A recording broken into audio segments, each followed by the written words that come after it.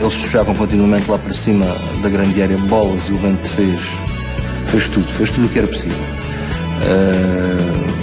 E empatámos esse jogo, graças a ele. É uma exibição que eu considerei das poucas que vi de outro mundo. Uma das melhores exibições de sempre de Bento acontece no Euro 84. Portugal chegava com inteira justiça às meias finais, mas defrontava-se agora com um adversário de extraordinária valia, a anfitriã França. A seleção bate-se com bravura, mas só Bento retardou a decisão até ao último minuto do prolongamento, somando defesa impossível atrás de defesa impossível. Consecutivamente, os disparos da equipa de Platini, Tiganagi e Resso Fernandes esbarravam nos voos do homem de borracha e Portugal ia acreditando que era possível, mas não foi. A França seguiu em frente com 3-2 após 120 minutos de grande espetáculo na noite sobrenatural de Bento.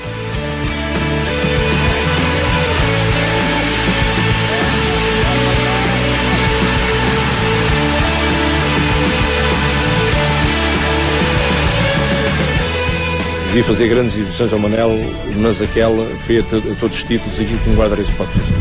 Fez o que pôde e o que não pôde. Vendeu tudo o que tinha defesa e o que não tinha defesa. E, portanto, tu viste resultante da sua agilidade. E estamos a falar de Platini, estamos a falar de grandes jogadores da França, que apareciam na frente, na cara do guarda-redes, como hoje se diz, e não o desfeiteavam, porque ele fez coisas extraordinárias. Não, nós estivemos a ganhar a França, e a França estava praticamente braços em baixo. Se não tem sido aquele gol, possivelmente a França não teria ganho aquele campeonato, como ganhou. Digamos que Portugal foi o outsider daquela coisa. Portugal teve o pássaro na mão a 2 minutos do fim e deixa fugir. Nenhuma seleção tinha feito até a data 2 gols à França. E nós conseguimos fazer 2 gols à França, estar a perder 1-0 e virar o jogo. E depois, são coisas que acontecem em futebol, não há explicação possível para aquilo que aconteceu. A 5 de janeiro de 1986, em jogo na Luz e logo diante do Porto, Bento alcança a mítica marca dos 1000 minutos sem sofrer qualquer golo. Foi por volta dos 35 minutos da primeira parte. Na rádio, os locutores anunciaram o feito e a plateia pôs-se de pé para aplaudir o guardião do tempo. Já na segunda parte, o árbitro assinala penalti contra o Benfica e o recorde ia ficar por ali. Fernando Gomes coloca a bola na marca dos 11 metros e chuta. Mas Bento defende mais uma vez. O estádio quase vem abaixo. Não havia nada a fazer. Aquele guarda-redes não era deste mundo. Eu penso que as duas equipas equilibraram-se muito bem, pois o Benfica na primeira parte justificou pelo menos uma bola ou duas. O Porto na segunda parte apareceu com outra dimensão no campo, portanto a tentar realmente recuperar o terreno perdido, que eram os 2 pontos. Quase o ia conseguindo, mas eu penso que quem saiu realmente dignificado deste magnífico estádio foi realmente o futebol, porque estamos todos de parabéns, que quanto a mim foi uma belíssima partida. E como é que foi a defesa? Ora bem, a defesa é como normalmente tem acontecido, o guarda-redes escolhe um lado. Eu ultimamente sabia que o Fernando Gomes anda a marcar os penaltis em força e todos eles que é em força é para aquele lado. Portanto eu escolhi o lado certo. Enfim, mais uma vez, paciência. Lembra-me, porque eu não vivia em Portugal, vivia nos Estados Unidos nessa altura, mas eu sagradamente recebia os jornais, nomeadamente o Jornal da Bola, e acompanhava tudo o que era do Benfica. Havia uma ansiedade terrível. O jornal de segunda chegava à quinta e o de quinta chegava à segunda. E a primeira coisa que eu fazia, por volta da minha 1h da tarde, é ir ao correio apanhar os jornais. E acompanhei. E havia já quase 2 objetivos. Um, ganhar, e o outro, que o Bento não sofresse gols. Eu estava sempre dizendo que ele sofresse um gol porque as pessoas queriam sempre muito mais. E o jogo é muito mais e eu estava sempre preocupada, é agora. Ele não. Para ele era normal. Se sofresse, sofria, se não sofresse, não sofria. Eu não, eu queria que ele sofresse para acabar. Que as pessoas queriam mesmo que ele não sofresse. E isso parece que não. Ele dizia que não, mas eu sei que ele estava nervoso. Cada jogo era mais um jogo que os 90 minutos vou sofrer golos, não vou sofrer golos. E depois dizia, deixa lá, desde a hora que eu sofro 4, mas que o Benfica marque 5. Fernando Gomes era o meu ídolo. Eu não era benfiquista, eu era portista pelo Gomes. E lembro-me na Luz, o meu pai, um penalti a favor do Porto, que acho que foi o Samuel que o fez. O meu pai defendeu. Eu, em pleno estádio de Luz, no meio dos sócios do Benfica, comecei a chorar. O meu pai tinha defendido um penalti do meu ídolo do futebol. Só aos 10 minutos da jornada seguinte, em viagem à Madeira, Bento voltaria a ser batido. Foram mais de 3 meses, 11 jogos e 1065 minutos de imbatibilidade, num recorde que só seria superado 6 anos mais tarde por Vítor Bahia. A segurança que Bento inspirava aos companheiros era proporcional à angústia que gerava nos adversários. Afinal, mais do que os colegas de equipa, há um grupo de jogadores que nunca o esquecerá. Os avançados que desesperavam para lhe conseguir fazer um gol. O Bento era um guarda-redes notável, porque, não sendo realmente um guarda-redes de elevadíssima estatura, era um homem extremamente elástico, tinha uma percepção do sentido de posição de baliza que era verdadeiramente notável, era um homem muito rápido também a chegar à bola, com reflexos muito pouco comuns, e eu diria também que uma capacidade e uma personalidade na baliza que fazia descansar toda aquela gente que estava à sua frente. Mas o Bento não há dúvida nenhuma que era uma pessoa, notava-se que era uma pessoa trabalhadora e que tinha uma impulsão fora de série, tinha umas mãos de ouro, porque as bolas, ele conseguia segurar as bolas, viessem elas, a força viessem, ele conseguia segurar as bolas, e tinha uma autonomia na área importante. A pequena área era toda dele, isso não havia qualquer tipo de dúvida, e alargava a sua pequena área quase até à grande área. Todos os cruzamentos que fossem para aquela zona era tudo Manuel Bento. Manuel Bento tinha uma impulsão muito grande, conseguia-se saltar perante adversários, perante pontas de lança das outras equipas, e conseguia sempre ganhar a bola. Em outubro de 85, o selecionador José Torres pedia que o deixassem sonhar. Portugal corria atrás de um apuramento em que ninguém acreditava. Para chegar ao Mundial, era preciso ir à Alemanha Federal vencer a equipa da casa, a líder do grupo. Contudo, já no segundo tempo e a 25 metros da baliza, Carlos Manuel disparou um míssil contra o derrotismo, batendo o outro fantástico guarda-redes Schumacher. Depois, foi aguentar o milagre. A Alemanha avançou em bloco e a seleção mal saía da área, mas Bento e uns postes enfeitiçados defenderam tudo.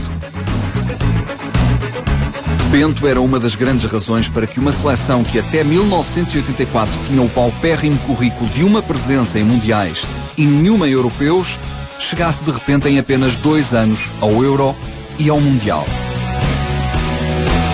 O México 86 tem tudo para ser o momento da consagração de Manuel Bento como um dos maiores guarda-redes mundiais. Aos 38 anos, mantém intactas todas as faculdades e enverga com justiça a braçadeira de capitão. A seleção tem um arranque auspicioso, batendo a Inglaterra por 1-0, mas depois ia entrar em autodestruição.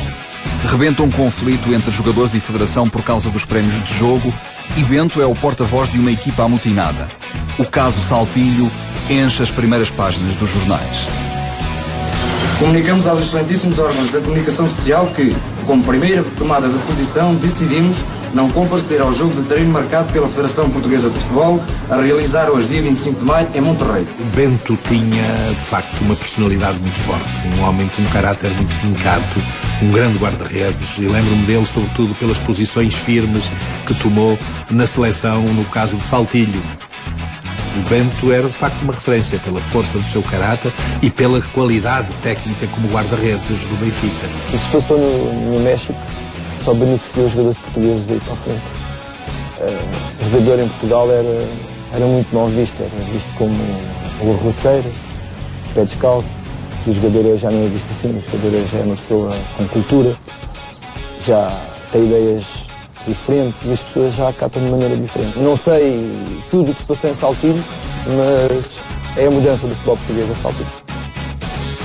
Quando pior parecia impossível, a seleção recebe o golpe de misericórdia. Numa brincadeira com José Augusto num treino banal, Bento fratura a perna esquerda. Portugal perde o seu guarda-redes e capitão e há de ser eliminado ainda na primeira fase do Mundial. Bento vai ficar quase 1 ano sem jogar, nunca mais volta à seleção e não voltará a ser titular do Benfica. Quando ele fraturou a perna no México, eu estava junto dele e foi uma coisa que me incomodou muito e que marcou um bocadinho o seu declínio como desportista.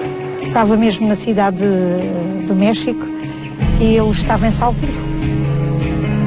Foi por acaso no hotel que uma das pessoas do hotel que eu viu, porque eu não ouvi. E quando desci, às 7 horas, é que soube que o porteiro, como eles diziam, o porteiro tinha partido uma mão. Foi assim que me foi dito. Nessa noite eu desloquei-me. Já se encontrava no hotel do meu marido.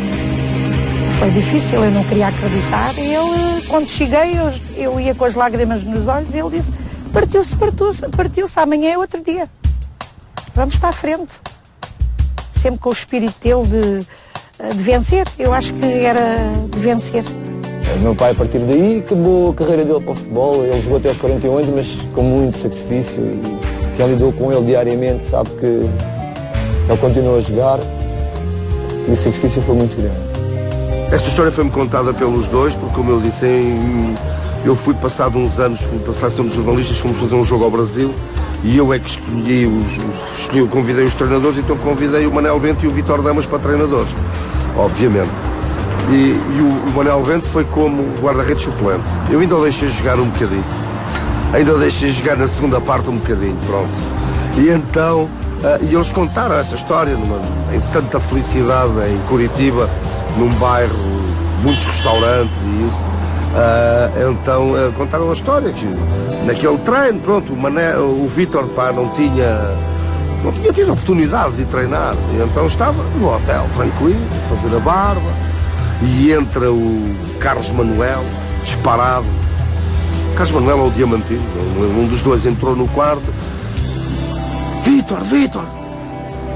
E o Vítor, ele a fazer isto e qual, não me esqueço, a fazer a barba, a contar, eu estava a fazer a barba, e entrou ela. Vítor, vais ter que jogar contra Marrocos. E eu, não briguei com coisas sérias. Eu vi o Damas, era pipi. Não briguei com coisas sérias. A sério, o Manel partiu a perna. Não digo essas coisas. A sério, o Manel partiu a perna no treino. Vais ter que jogar contra Marrocos. E contava ele assim, eu estava a fazer a barba, ele diz aquilo e eu só disse, estamos f***. E continuei a fazer a barba. Portanto, é uma história deliciosa. Durante quase um ano, as fotografias em muletas na imprensa são o único contacto que os adeptos do Benfica têm com Bento. A baliza está bem entregue a Silvino, mas a Luz demora a conformar-se com a perda súbita do seu guardião e referencial de experiência e atitude. Bento há de regressar, mas não fará mais de meia dúzia de jogos até terminar a carreira. Isso, éramos muito um com o outro. Olha, quando foi a lesão maior, que acaba de facto com a carreira dele no futebol, fui eu, 4 meses, todos os dias fui com ele. Era a Belém, porque era na seleção, não foi no Benfica que ele fez a recuperação. Os primeiros 4 meses foi com o